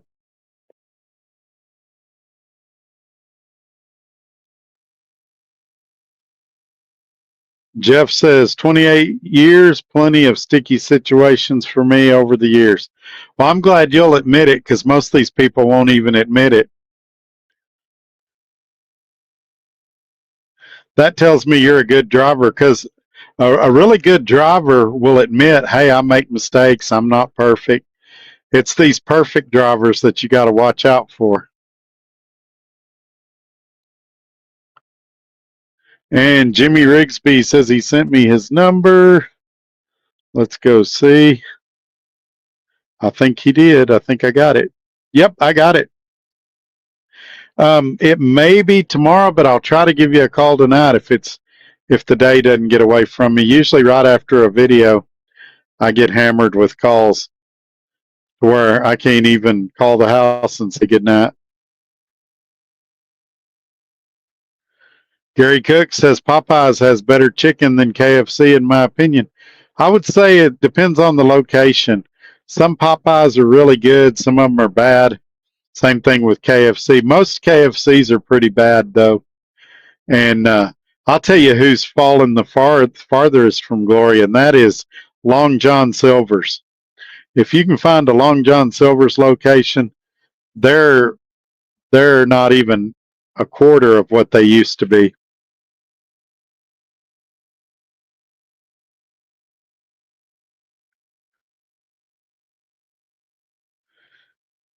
Garrett says, "Do you remember Joshua Katz from Garrison?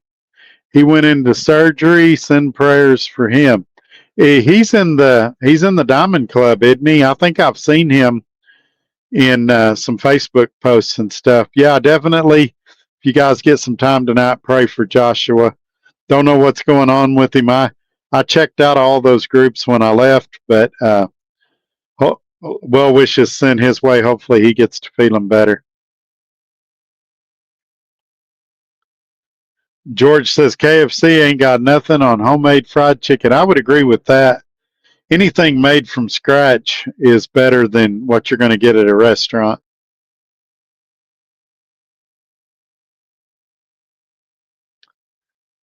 Only thing I get at KFC are the pot pies or the nuggets and fries. Yeah, I got their chicken strips the other day. They weren't great. I think the nuggets are probably better. And I usually get a chicken breast, but it was mediocre at best too. It seems like the chicken pieces are getting smaller too. I'm sure it's a food cost thing to save money. Man, I never thought this show would go into talking about food. You just never know what's going to come up in here tonight. Garrett says he just went into weight loss surgery. Last he was out, hopefully for a speedy recovery. Yeah, I know several people. I've had some family that's had that surgery. I've had a good friend of mine had that surgery. And for some people it works, some people it don't. My argument against the surgery is they say, well, when you get out, you'll eat less. You can't have sodas or soft drinks, whatever you want to call them. And I'm like, well, if you did those things before the surgery, you wouldn't need the surgery. Somebody told me they bought a McDonald's hamburger, the small one, and they cut it in fourths and they could only eat a fourth of it at a time. If you just did that before the surgery, I think you would lose weight. But for me, I've lost something like 92 pounds. And my weight loss, I started off on Ozempic for diabetes. It was never for weight loss. And I lost like 50 pounds or so. I don't know how people are getting through.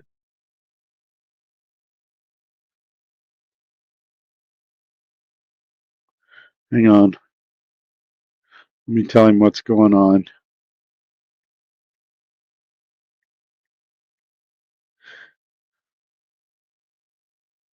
All right, I'm back. I lost like 50 or 60 pounds on Ozempic, and I kind of plateaued and quit losing weight. And I kept trying to get the doctor to put me on Mounjaro because I've got a friend in Little Rock, Arkansas that lost a ton of weight on Mounjaro.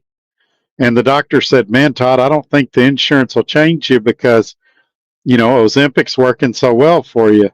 Well, when I plateaued on my weight, he said, let's try it and see. And they approved it. So now I'm on Mounjaro and I love it. I don't have any side effects and the weight just comes off. I could probably really lose weight if I tried, but I don't eat all that healthy. I don't do all the other stuff. I do exercise a little bit, but not probably near as much as I should. I do some walking and stuff like that. I tried doing a video walking one time and I scared everybody. Everybody's like, "Oh, you sounded depressed." No, I'm a fat guy walking. Bear with me.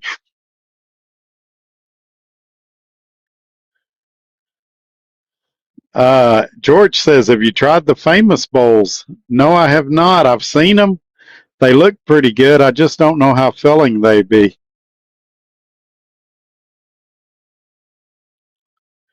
And Jimmy says he's going to be driving, so for me to give him a call, I'll do my best, man. I promise you. If not, I'll get you tomorrow, but I'll do my best to call you tonight. We may be wrapping this up pretty quick. We're almost at 2 hours, and I finally caught up on the comments. I'm still not seeing a ton of. Well, we've got 25 thumbs up, it looks like. Please go in there and thumbs up this video. We've still got 45 people here, so I know you're out there. Uh, let's talk. What you got on your mind tonight? Been a while since we done one of these, and so we might as well get it taken care of. George says they're good and filling. Well, I'll have to give them a shot. I did this live a little earlier tonight because um, I thought I was going to be on a second live tonight. There's a guy wanting to interview me, and I thought, well, I'll finish this one up and I'll go over there and y'all can follow me over there. But with what was going on with the loads and stuff, I didn't want to commit and then have to cancel on him at the last minute. So we'll do it on another night, maybe next Monday or something like that. I never know till usually day of or close to the day of, because these loads, it seems like it's really happened on Tuesdays and Thursdays. It seems like every Tuesday and Thursday something happens where I can't do a live. I get hung up at a shipper, or my signal sucks or something.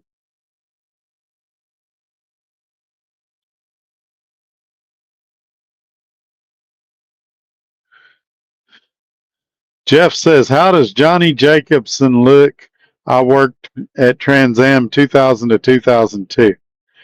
So, from what I understand, he had some health problems a few years ago, but you couldn't tell it now. He's like 83 years old, sharp as a tack, funny, cool guy. I've said before, he'd be a blast to drink a beer with or watch a football game with. Um, very pro driver, very friendly guy, very straightforward. You can ask him a question. I asked him some pretty straightforward, tough questions, and I felt like he was very honest. One answer he gave, he felt like that he'd give bad information. He came back the next day and apologized and corrected it. So I think he's a good guy. I think for 83 years, I hope I move around as well as he does when I'm his age. But I didn't realize he owns several companies outside of trucking, and I did not realize that before starting there. I researched the company quite a bit, but I didn't really research him. And man, I would say, generally speaking, he's a really good guy. And I'm not just saying that because I work here. I know that's why I was reluctant to answer this question, because people will say, "Oh, well, you have to say that because you work there," or, "Well, you're just kissing up. You're probably going to get a brand new truck because, you're kissing up." I was teasing him that I wanted to sign a 3-month lease and have 3 months of no truck payment, and he's like, "Man, I wish I could do that." and, but I was teasing him. I thought sometimes I say stuff that's not necessarily funny, but it amuses me.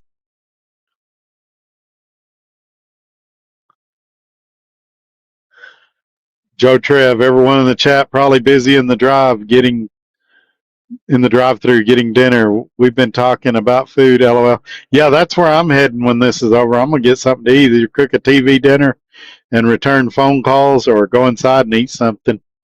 But yeah, we get a lot in the replay gang, and it just, I know every channel says this. I've got the best viewers, though. If they can't be here, they loyally watch the replay.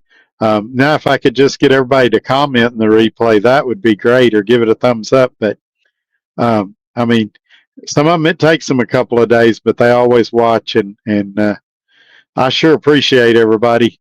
Everybody thinks I'm pandering or something. I'm really not. I just giving you my honest opinion. If I thought you guys were terrible people, I would tell you.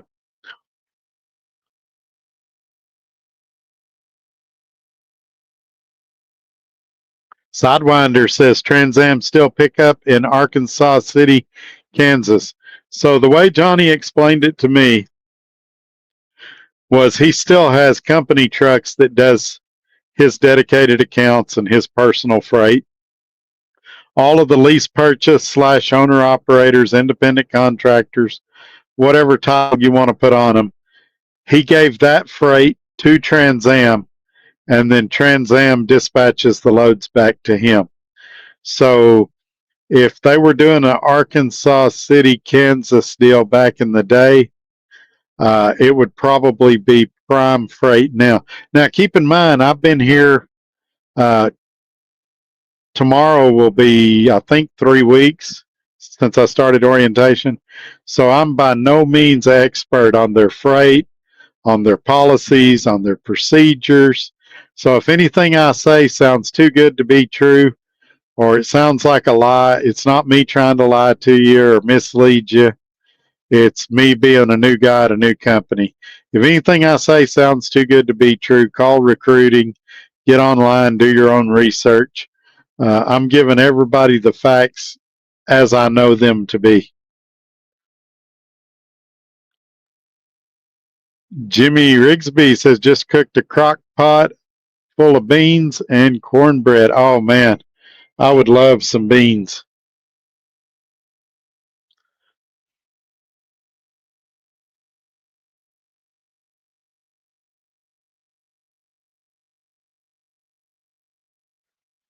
Oh gosh. Hang on, I got to check something else. I'm sorry, y'all.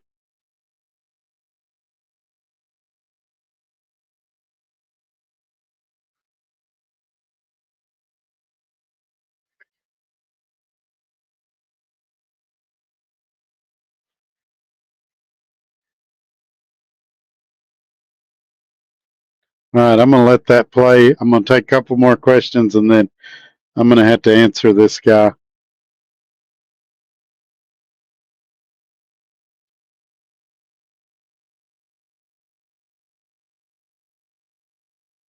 Oh man.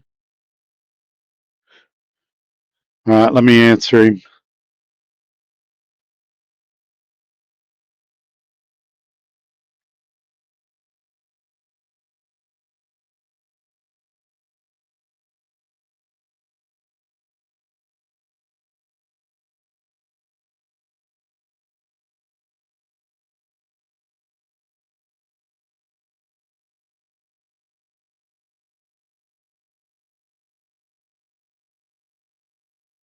Sounds like I'm going to be doing video editing all night.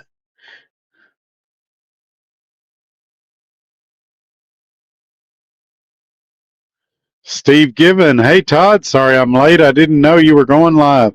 That's all right, man. It's a Monday's not my normal day. It's normally Tuesday and Thursday, and I hadn't done any lives in a while, and I just wanted to get one out, and uh, and so I'm trying to get better. It's just that's what I was telling people. Tuesdays and Thursdays have been crazy lately. I was supposed to be busy today, and everything kind of fell through. So last minute, I saw an opportunity to make a live, and then I'm having trouble with StreamYard. Have been for at least 2 months, and so I thought I wasn't going to be able to do it because I couldn't get them to play ball with me. And we're still only posting to 3 platforms. We should be going to like 6 or something. So they did try to email me. I got to deal with that after the show too. I'm going to try to call Jimmy back, but it's just going to depend on how long everything takes. He said he's going to be driving late tonight, and I can stay up a little while, but I'm pretty sure they're going to be sending me something pretty early in the morning.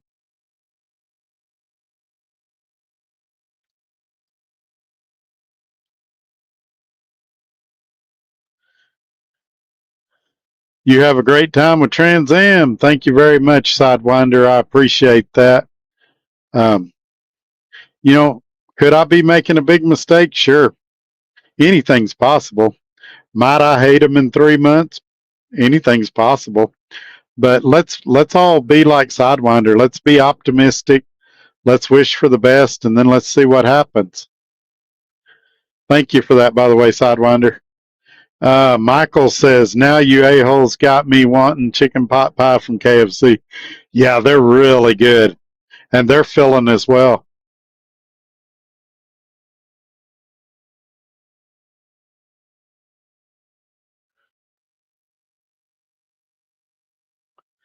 Steve Gibbons, so in a nutshell, how is Trans Am? Did you lease their truck or lease from an independent lease company? So I'm coming up on 3 weeks here. Really only 2 driving the truck. So take everything I say with a grain of salt. But so far, so good. I mean, there's some things I don't like. They've got some policies that are mostly implemented by Prime. For example, you can't go home with a load, can't go home with an empty trailer. So with me living in Lubbock, that means a little extra deadhead to drop it off at one of their customers sometime. And I don't really care for that. They want us to have a lock on the trailer at all times, whether it's loaded or empty.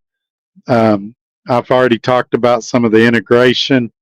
They're trying to improve those things. But I mean, they treat me good. They've ran me good. My dispatcher's good. They haven't stole from me, so that makes them better than Garrison. And so I would say so far so good. But I just, I don't want to be the guy that comes on here and goes rah rah rah. This is the best company either, best company ever, best company in trucking, best secret in trucking. I want to come here and kind of experience it and let y'all experience it with me. And if I have a good week, I'll tell you I had a good week. If I had a bad week, I'll tell you that too. And I hate doing that because when it's a good week, everybody goes, "Oh, you're a cheerleader, you're recruiting, blah blah blah." And if it's a bad week, they go, "Oh, there he is, getting ready to quit." And it's not. It's me being an umpire, just telling you like it is. Truck's pretty good. I don't like their idle policy. I've mentioned it in videos. They know it. It is what it is. If I stay here long term, I might consider getting my own truck. I could still buy one if that's something I wanted to do. I could lease another one. But right now, I'm doing this 3-month deal, and I want to see what else comes in truck availability wise. I want to see how I like this one, how reliable this one is, and then I'll make a decision at that point. Nothing's carved in stone, and I think that's how some of us get ourselves in a pickle is when we go, well, it may be, and it goes for marriages or anything else. I'm in a bad marriage, but I got to stay here. I'm in an abusive relationship. I got to stay. Or I'm with a terrible trucking company, but I don't want a job hop.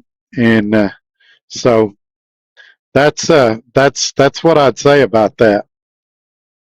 I probably ought to leave it there. And if y'all got more questions about that, I'll respond. 404 Dave, who's a channel member, the newest channel member, says howdy. Howdy, Mr. Dave.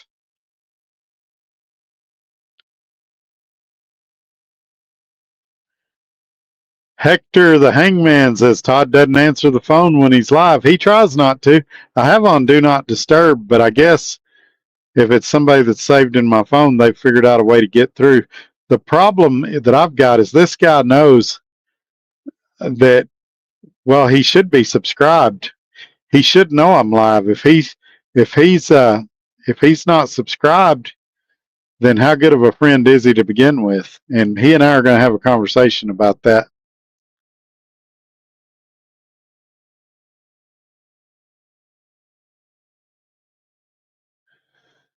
Steve Given, if you lease their truck, are they allowed to push anti-idling on you? So that is a great question. And honestly, it's one I've never had to ponder before because everywhere that I've worked, like Dart, for example, or Swift, either one of them, they had anti-idling stuff on there, but you just went to the shop and said, "Hey, I want you to turn this off," and they'd turn it off. And so this is a new one for me. I haven't looked at the legalities of it, if they can or can't, or should or shouldn't. Right now, I'm living with it because when my APU went out the other day, they put me in a hotel. It's a minor inconvenience, but I got a really nice shower that night and a pretty decent breakfast the next morning. So, uh, especially this first 90 days, I'm trying to be a glass half full guy instead of a glass half empty guy. I'm trying to look for the positive and trying to be as positive as I can be. I have spoken with mid upper management at Trans Am and expressed my concerns. I did kind of feel like it fell on deaf ears, and so it's not going to be a deal breaker for me, but it might be something that encourages me to buy a truck when I would otherwise just lease. We'll see what happens. A lot of people think this stuff's scripted, but I don't know what happens till it happens.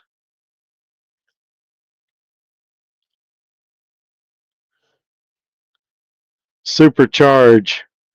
T.O. Todd, would you date No Hippie? Well, no, because I'm married, A, and B, I don't know who No Hippie is. I've never heard the name before he was mentioned in today's video.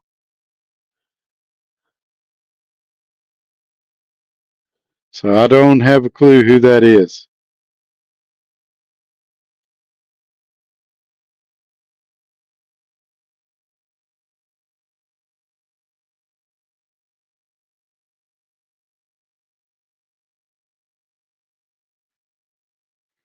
All right, I'm having a technical issue here. Give me just a second, y'all.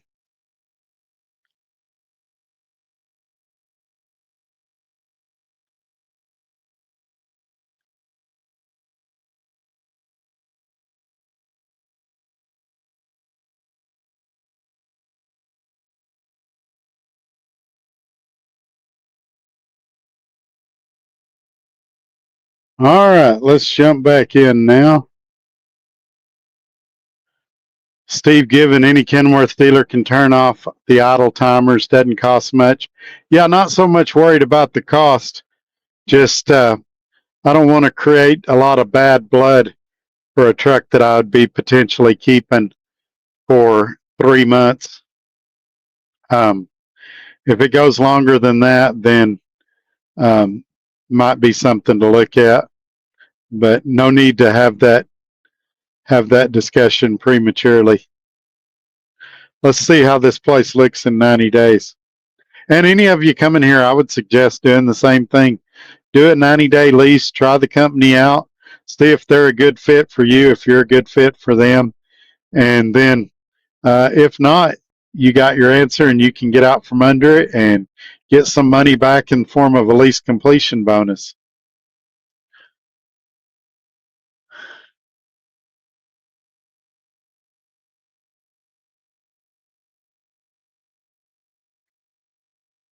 All right, let's see here. Give you guys just a few more seconds to type your comments. I'm going to deal with some stuff here while y'all are doing that. If we don't get nothing else, we'll wrap this up and get out of here.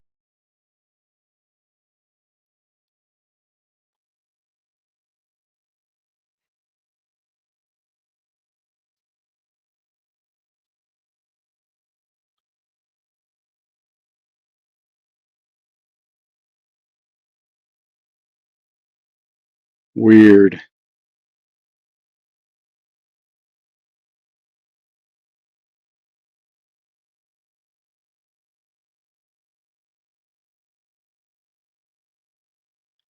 All right, I can't fix it tonight.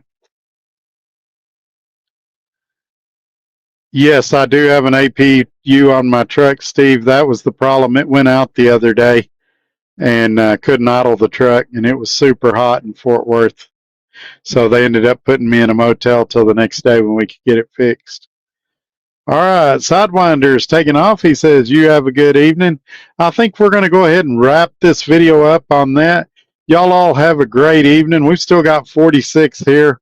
I appreciate everybody coming in tonight. Let's do this again real soon. Y'all take care. Bye-bye.